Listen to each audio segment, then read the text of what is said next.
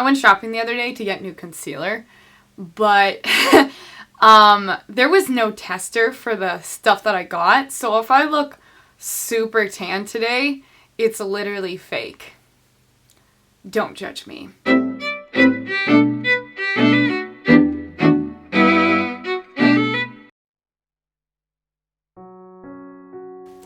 So guys, as you know, I have been in summer school since spring because I took a painting class, then I had an anthropology class, and now I have an astronomy class. I have learned so much in the last couple of days of my astronomy, and it's really just helped me articulate some things inside of me that's been going in my head. Who knew that science could be like so helpful? I was sitting in class yesterday, I believe it was, and we were talking about how humans are basically just atoms piled of different particles and chemicals put together. Like, everyone knows that we are technically a good portion of human bodies as just water, but there's also tons of other things that are inside of us as well. I'm not gonna get into that right now because that's not the point.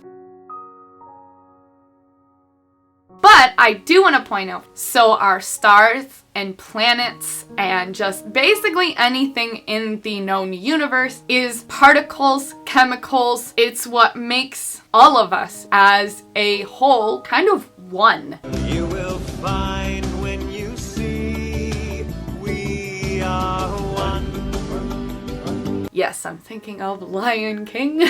What I want to point out though, we are technically stardust. The sun, for example, is a star. It produces light and heat, natural gases and such. But we as humans don't do that. But we are still a lower grade of those particles and such. But we can't glow because we can't produce that much heat. We don't have that much in our DNA. But yet we are still part of a celestial force. We do produce a certain amount of heat. Again, we're kind of like stars in a weird way, just a much smaller scale of it. So I want you to think in terms of that. Think in terms of your relationships. Think about how many people you know. And for me, the reason why I do that is because I look in terms of where I am in the universe. If this is me, I'm really small compared to the vast majority of the universe. There's just so much going on, and me, barely even visible.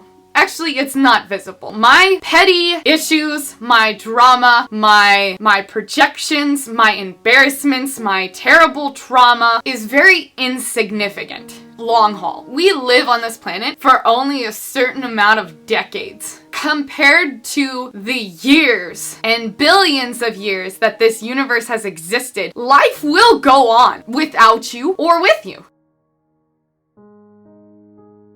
How long do we really know we're going to be here? How long must you continue to suffer? Well, I'm going to add this quote in here.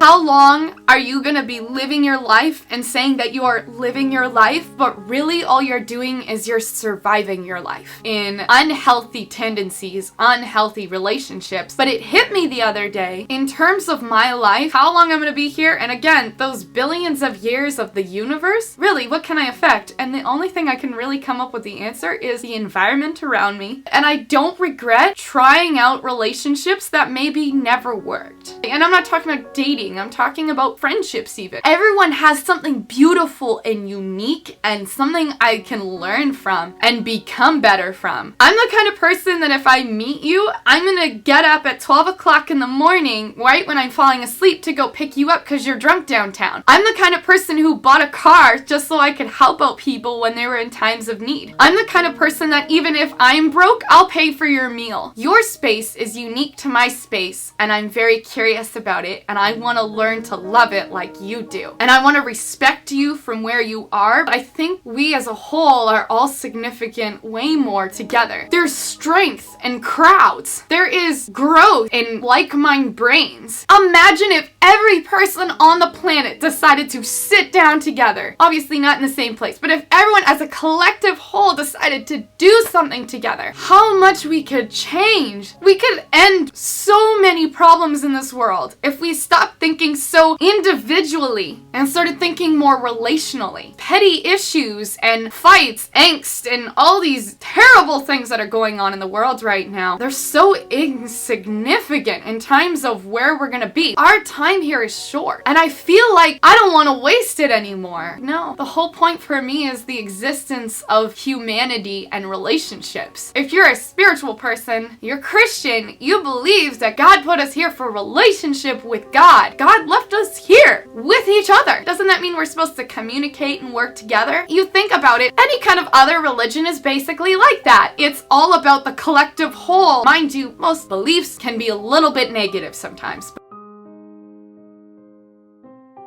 The point of relationships is to have that connection, that bond, and just work at it. Relationships without expectations, without commitments, they go nowhere. But then relationships with too many expectations also go nowhere. We have to find a medium balance between each other. Schedules get busy trying to do all these things. That's so insignificant. Why are we here?